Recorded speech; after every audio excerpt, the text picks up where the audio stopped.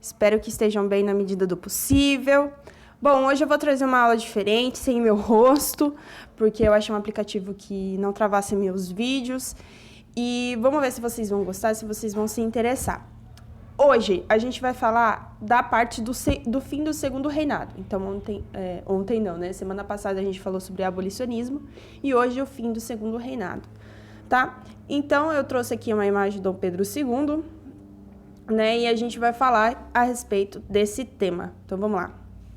Bom, a gente tem que entender que a monarquia brasileira, né? O império de Dom Pedro II, ele é sustentado por algumas bases. Entre elas estão a escravidão, a questão religiosa, a militar. Então, isso sustentava a monarquia e isso foi se quebrando aos poucos. Então, o processo que conduziu a república começou pelo republicanismo, a questão religiosa e a questão militar. Então, a gente viu sobre a escravidão na semana passada, né, que o abolicionismo enfraqueceu o reinado de Dom Pedro II, né? Muitas pessoas se tornaram republicanas depois do processo de abolição da escravidão. E também a guerra do Paraguai, guerra do Paraguai, enfraqueceu o Brasil porque o Brasil criou uma dívida externa gigantesca, né? Então, o Dom Pedro II estava começando a ser uma figura mais enfraquecida, né? Lembrando que o Dom Pedro II, ele tinha uma artimanha para sustentar os seus poderes. Lembra que ele jogava aquela questão dos conservadores liberais um com o outro, sabe? Colocando todos ele no seu lugar, bem quietinho, igual o cachorrinho. Então, Dom Pedro II fez isso por muito tempo, né? Por isso que muita gente paga pau para ele, porque ele sabia sustentar seu poder, ele sabia dar à elite o que ela queria, né? Por isso ele ficou tanto tempo, diferente do seu pai, né, e do Dom João, né, ele conseguiu manter o seu poder por muito tempo, mas a partir da década de 1860, 1870, ele começa realmente a enfraquecer, a sua figura começa a enfraquecer. Então, os processos que levaram à república foi o republicanismo, a questão religiosa e a questão militar, beleza? Então, vamos lá. O republicanismo. O que é uma república? Então, antes de a gente falar sobre o republicanismo no Brasil, a gente vai falar sobre o termo república, da onde surgiu. Lembrando que república é um conceito que veio de Roma, tá? Quando Roma teve as suas primeiras, conduziu aí as primeiras repúblicas, né, no mundo. O que é uma república? Em primeiro lugar, república vem do latim res publica, que significa coisa pública, coisa do povo. Então, república é um conceito de que é do povo, né? Nesse sentido, um governo republicano é aquele que se põe ênfase no interesse comum, no interesse da comunidade, em oposição aos interesses particulares e aos negócios privados. Aí você vem, mas existe república ditatorial. Sim, existem repúblicas ditatoriais. Um exemplo dessas foi no nazismo, que o nazismo se acendeu no meio da República de Weimar, eu acho que é assim que fala, e o partido do Hitler venceu. Acontece que o conceito de república, a princípio, é isso, né? A república, ela se opõe à monarquia, ok? Então, a monarquia é o quê? É uma pessoa que tem um direito divino, né, que é dos pais, né, o trono ele vai passado né, hereditariamente, então o filho, o cara mais velho, o irmão mais velho, ele sempre pega o lugar de rei, e a república não é assim. O que é a república? A república é uma votação, né, aquela pessoa, ela vai ficar no poder executivo, no poder central, por um pouco tempo, ele não vai ficar o resto da vida, né? Um exemplo disso é Dom Pedro II ficou aí, eu não vou lembrar quantos anos, mas ele ficou várias décadas no poder, enquanto que numa república ele não poderia fazer isso, ele tinha que ser reeleito. Então a república tem essa diferença, tá? Por mais que a república tenha esse sentido de coisa pública, coisa do povo, já existiram, sim, repúblicas ditatoriais. Acontece que o termo república, de fato, só para vocês não confundirem, é ser oposto à monarquia. Ou seja, tempo de né? O tempo de você ficar no poder executivo é muito menor, né? Você tem que ser votado e existe uma constituição, existe uma lei, tá? Existe uma carta magna para que todos possam ser iguais, tá? É meio complexo isso, mas para vocês entenderem de fato, eu queria que vocês escutassem esse podcast da Nexo que se chama Politiquês, o que é uma república e quais são os seus valores. Se vocês tiverem dúvidas sobre isso, é só me chamar, tá, pessoal? Sem problema algum. No Meet eu explico novamente. Então, a república, nesse sentido, né, a princípio era trazer o significado de coisa do povo, coisa pública. Né? Existem repúblicas parlamentaristas e repúblicas presidencialistas. O que é uma república parlamentarista? A república parlamentarista existe o presidente, que é o chefe de Estado, e o primeiro-ministro, que é o chefe de governo. Então, uma república parlamentarista seria, no caso, a Alemanha, né? Que existe um presidente e existe um primeiro-ministro, tá? Esse primeiro... Desculpa, pessoal, tive que pausar. Então, existe o chefe de Estado, que é o presidente, e o chefe de governo, que é o primeiro-ministro. Um exemplo, é a Inglaterra. Mentira, a Inglaterra é uma monarquia parlamentarista. Ou seja, existe o rei e a rainha, mas existe o primeiro-ministro. O rei e a rainha são chefes de estados e o primeiro-ministro é chefe de governo, tá? As repúblicas presidencialistas. O que isso é uma república presidencialista? É, no caso, o Brasil. Então, o Bolsonaro, ele é chefe de Estado e chefe de governo. Então, o que a gente vive é uma república presidencialista. A Alemanha é uma república parlamentarista. Ok? Então, espero que vocês tenham entendido isso, tá? Qual é a diferença entre o chefe de Estado e um chefe de governo? O chefe de Estado, ele cuida das relações exteriores, das relações internacionais. Então, precisa ir no Japão resolver tal coisa. Então, a rainha, se for numa monarquia parlamentarista, a rainha vai resolver essa coisa no exterior. Ou, numa república parlamentarista, o presidente vai resolver esse problema no exterior. O chefe de governo, ele cuida das questões políticas internas. No geral é isso, tá, pessoal? Políticas internas. Então, há problemas dentro do Estado brasileiro, uma PEC precisa ser autorizada pelo presidente. Então, o chefe de governo, ele comanda as questões internas, tá bom? Espero que vocês tenham entendido isso. Qualquer dúvida, só me chamar. Se vocês tiverem mais dúvida, escutem esse podcast, é bem legal, tá? É bem completo mesmo, muito importante. Aqui, além disso, é na República em que estão mais claramente divididos os poderes executivo e legislativo, que são exercidos respectivamente pelo presidente e por um grupo de representantes do povo, chamado de deputados ou senadores. O presidente deve executar os planos do governo, enquanto o cargo de elaborar e analisar novas propostas de leis recai sobre o poder legislativo. Numa república... mas existe divisão de poderes numa monarquia? Existe essa divisão de poderes, né? Essa divisão a gente chama de poder legislativo, executivo e judiciário. Existe essa divisão de poderes dentro de uma monarquia? Sim. Lembra que a gente falou sobre esses poderes... acho que no período de Dom Pedro I, né? Então, esses poderes, eles existem numa monarquia, eles podem ser divididos numa monarquia. Porém, numa república, isso se torna muito mais forte. Existe essa divisão, de fato, né? Numa república.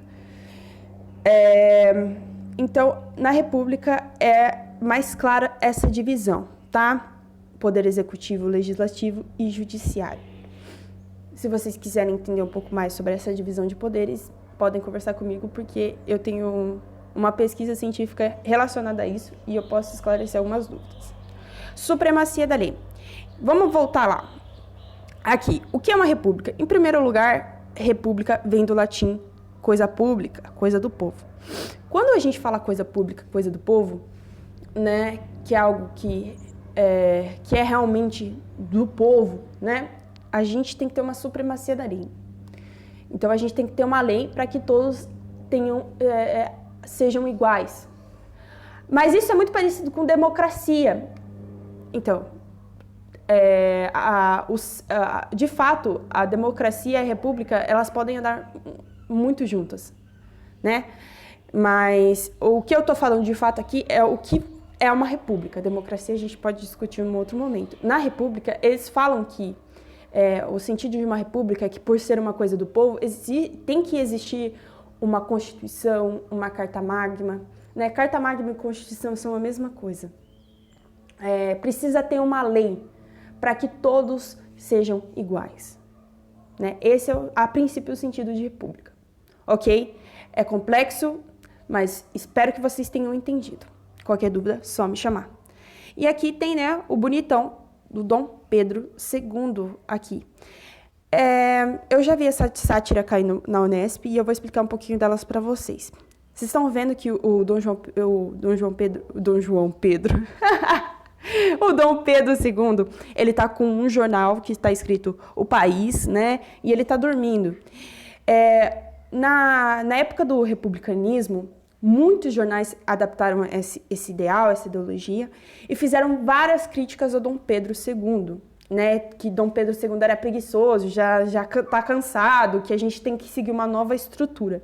Então, essa é a sátira que fizeram do Dom Pedro, né? Que ele tá dormindo, ele tá vendo o jornal ali, as notícias do país, e ele tá dormindo. Por quê? Porque tem que mudar aquela estrutura, né? A estrutura monárquica. Beleza? No Brasil, ideias republicanas estavam presentes entre os brasileiros há tempos. No século XVIII, inspiravam movimentos contra o domínio português, como a Conjuração Mineira, a Conjuração Baiana, e no século seguinte, rebeliões do período regencial, como a Balaiada e a Farroupilha. Então, o pensamento republicano ele já estava acontecendo no Brasil há muito tempo.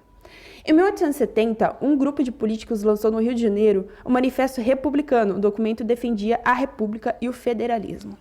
Vamos discutir isso, que é outra coisa complexa, que até uma aluna perguntou para mim na aula passada sobre federalismo. Então, o pensamento republicano já estava acontecendo no Brasil há muito tempo. Só que ele se fortaleceu com o abolicionismo, com a Guerra do Paraguai, com a chegada desses novos pensamentos, desses acontecimentos. A monarquia no Brasil começou a se enfraquecer de fato. E em 1870, né, políticos lançaram o Manifesto Republicano e defendiam a República Federalista. O que é uma República Federalista? Um exemplo de um exemplo de República Federalista é os Estados Unidos. Então, eles vivem numa república, existe um presidente, que ele é trocado a cada 4 anos, né, existe uma Constituição, mas os estados, eles têm a sua própria autonomia. Então, o federalismo é isso, é quando os estados, existe um presidente, tá, que é uma figura central, mas os estados, eles têm as suas próprias autonomias. Então, por exemplo, prisão perpétua. Tem estados nos Estados Unidos que é prisão perpétua, e tem estados que é caso de morte, assim, condenar à morte e tudo mais. Então, cada estado tem a sua forma de reagir, tá? Então, aqui no Brasil, tem estados que a gente vive numa república federalista. Então, aqui em São Paulo, a gente teve uma maneira de lidar com o Covid-19. Em outros estados, outras maneiras de lidar com o Covid-19. Então, cada estado tem a sua autonomia, né? A sua forma de poder resolver aquele problema, tá? Existe a figura do presidente, sim, mas cada estado tem o seu executivo, né? Tem o seu representante, que é um deputado, um governador, e essas pessoas trabalham com as questões do estado. Então, aqui no estado de São Paulo, Covid, comércio fecha tudo. No Paraná, não fecha. No Ceará, lockdown. Então, cada estado tem a sua maneira de lidar, ok? Espero que vocês tenham entendido isso. Os republicanos brasileiros. Um grupo liderado... Então, existiram 3 grupos fortíssimos. São várias formas de pensar sobre a república, mas eu acho que vocês vão entender o que é república de fato nesse momento, que vocês vão ver que república tem vários sentidos, ela é usada de várias formas. E, então, no Brasil existiram 3 grupos que tinham pensamentos, né, de uma república no Brasil diferentes. Primeiro grupo, né, um grupo liderado por Silva Jardim Lopes e Trovão. Então, o Silva Jardim Lopes e Trovão são esses dois aqui. Né? Esse é o Trovão e esse é o Silva Jardim Lopes, tá? Olha o pensamento que eles tinham sobre a república. Eles eram abolicionistas convictos e defendiam que a República Brasileira devia acontecer por meio de um movimento popular. Mas isso é comunismo por ser popular? Não. Isso é socialismo por ser popular? Não. É um pensamento republicano, porque ele acredita que a república deveria acontecer por meio de movimentos popular, porque ele acredita que a república é do povo. Eles acreditam nisso, tá bom? Espero que tenha ficado claro isso, tá? A república eles acreditam por ser algo que tem que acontecer por meio do povo. Olha o outro. Outro grupo liderado por Quintino Bocaiúva era chamado de evolucionista, pois propunha a transição gradual e pacífica para a república. Quem é um Quintino Bocaiúva? Nossa, eu já nem lembro mais. É verdade, pessoal, eu tinha esquecido. O Quintino Bocaiúva é esse aqui, tá? É esse aqui. O terceiro grupo que se formou, voltando, né, no Quintino Bocaiúva, então ele acreditava não nessa coisa popular, ele devagar, aos poucos a gente vai tendo essa transição pacífica, né, sem essa revolução popular, nada disso, tá? O terceiro grupo que se formou no meio dos militares era liderado por Benjamin Constant, combatia a monarquia em nome do progresso e defendia um governo forte. Então, Benjamin Constant é esse aqui. Outro pensamento completamente diferente. O que ele pensava? Combatia um governo em nome do progresso e defendia um governo em nome do progresso e defendia um governo forte.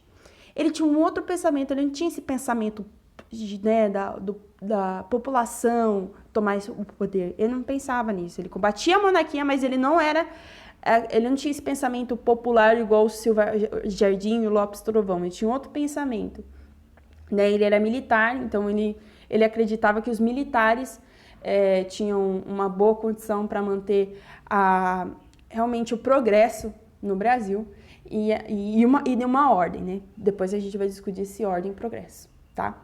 Então ele defendia um governo forte, um governo centralizado, né? Ok? Espero que vocês tenham entendido, pessoal. A questão religiosa. A união entre Estado e a Igreja era regulada pela Constituição de 1824, que concedia ao imperado o padroado direito de nomear religiosos para os principais cargos eclesiásticos. Então, Dom Pedro II, ele tinha o poder de nomear, né? Então, ele nomeava quem seria bispo, enfim.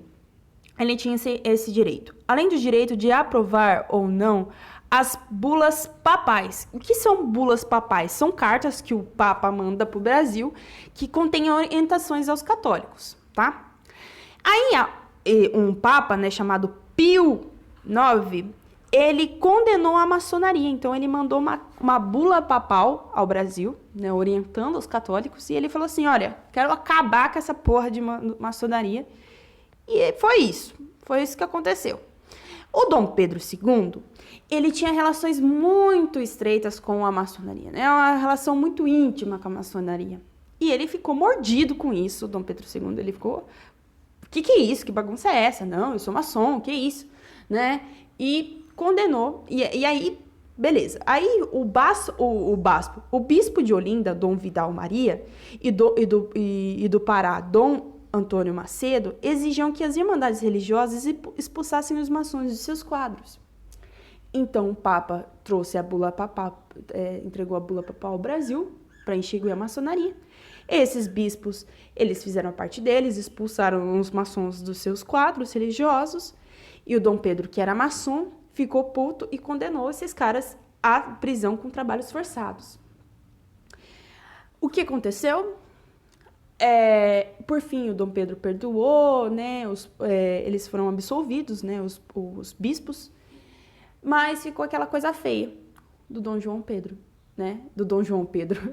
Gente, eu tô com esse Dom João Pedro na cabeça com o Dom Pedro. Então ficou aquela coisa chata, né? Aquele clima chato entre Dom Pedro e a questão e os católicos brasileiros. A questão militar. Na época, os militares eram proibidos de se manifestar pela imprensa, mas o tenente-coronel Sena Madureira e o coronel Cunha Matos contrariaram essa proibição e foram punidos pelo governo imperial. Então, eles começaram a publicar realmente, de fato, pensamentos republicanos. E o pensamento republicano deles é um pouco diferente, né, do que a gente estava falando sobre o Silva Trovão, que são pensamentos mais sociais, né? Mas a gente vai conversar sobre isso. O Sena Madureira escreveu em um jornal republicano rio-grandense contra a proibição de os militares se manifestarem pela imprensa. Aí veio um carinha e falou pro Deodoro da Fonseca, que era um ministro da guerra, se eu não me engano, e falou assim, você não vai expulsar esse Sena Madureira, você não vai punir esse cara? E o Deodoro da Fonseca falou assim, não vou fazer isso. E o Deodoro da Fonseca foi expulso, né, como ministro, e ele começou a se atrair pelo pensamento positivista, né? Que é um pensamento que, né, os militares eles tinham um pensamento republicano, só que positivista, né? E esse pensamento positivista ele foi realmente divulgado nos quartéis. Então vamos explicar o que é o positivismo. É outra coisa complexa. Hoje a aula é extremamente complexa. O positivismo é uma filosofia francesa que foi fundada no início do século XIX por Auguste Comte e John Mill.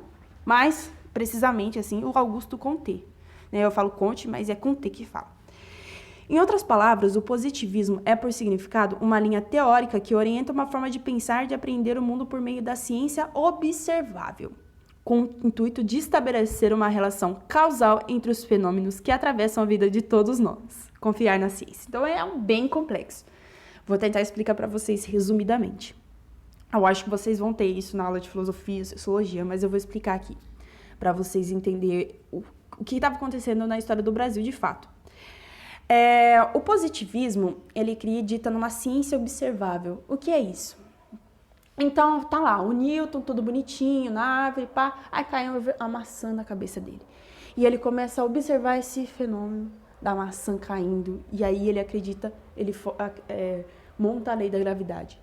Não é simples assim, mas a observação, né, de ver os fenômenos naturais, de compreender esses fenômenos sociais, nos levam à razão, à ciência. Então, a ciência ela acontece, né, ela é racional, ela é puramente racional por conta da observação. Né? A observação é a questão principal do positivismo. Né? E eles acreditam fielmente na ciência. Né? Acreditar na ciência. Assim, por meio dessa postura, o ser humano é capaz de formar leis e regras. Então, através dessa observação, né? Através do Newton observar a maçã caindo da árvore, ele começa a criar leis e regras.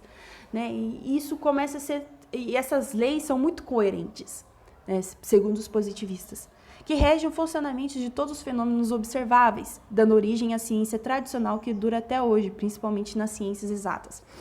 Então, é muito interessante essa questão do positivismo, que ele fala assim, que a observação ela é realmente muito importante para a ciência. Então, quando o cara vai lá fazer uma teoria sobre evolucionismo, né, o Darwin vai lá fazer uma teoria sobre o evolucionismo, ele teve que observar, ele teve que ir na Ilha de Galápagos observar os animais, compreender a evolução deles. Então, é isso que o positivismo fala, né, que a ciência de observar. A trajetória da humanidade estaria sujeita à lei dos 3 estados, teológico, metafísico e positivo. O que é isso? Bom, o Auguste Comte, ele acredita que por que ele fala positivo? Porque o ser humano, ele vai evoluindo positivamente. Ou seja, ele sai do estado teológico, vai para o metafísico e depois termina no positivo. que seria? Bom, o que seria o teológico? Lá na época medieval, as pessoas acreditavam muito em Deus, todo mundo acreditava em Deus, né? Era só Deus, Deus na vida, Deus em todo momento, e as pessoas não pensavam por si, pensavam porque acreditavam em Deus. A igreja era muito forte. Então esse é o estado teológico, né? Todo mundo acreditando em Deus fortemente. E o estado metafísico, ele surge com o Renascimento. Aí começam a existir os pensadores humanistas. Não, mas a Terra não é o centro do universo, eu sou o centro do universo. Nós, seres humanos, temos pensamentos, né? Aquela frase, né, famosa, penso logo existo, não. Penso logo existo, do penso logo existo, né, do Descartes. E todo esse pensamento humanista do ser humano, ele tem um potencial a ser racional.